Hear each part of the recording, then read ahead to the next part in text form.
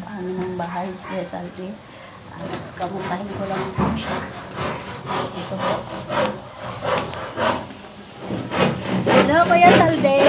Kuya! O, iiwan ko sa'yo yung merinda. Kuya,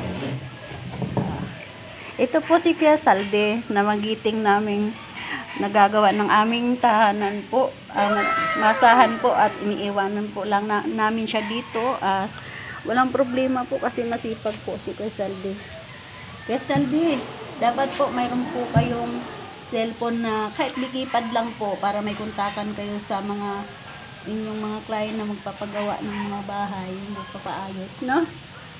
Hayaan mo, Kuya, bibilang kita kahit yun na lang po ang naging tulong namin sa iyo.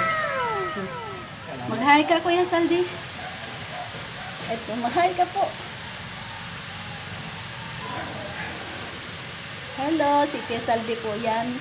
Ayan po ay mabait, maasahan po.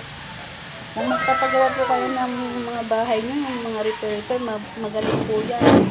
Trabaho lang po ng trabaho yun. Hindi po problema niya kasi kahit hindi mo siya bantayan, talagang pagtarga siya. Tapos yan po. Maasahan po siya palagi. Ang gusto nyo magpagawa ng bahay, kontakin nyo lang si Kuya Saldi. Karoon na po siya ng cellphone card. Isipin lang po. At least po, makakatulong po sa amin. Hello, Kuya! Hi ka po. Hi po. Sige po. Ito naman si Nonoy. Noy, hi, Noy. Hi. Ito si Nonoy. Mabait. Hi, Noy. Sige po, mga kamango. God bless po. God bless po. Sige po, Ayun po pala, nagbiyahe na po ako nun. Sumakay na po ako ng jeep papasok sa trabaho. Ayan po. God bless po sa inyo.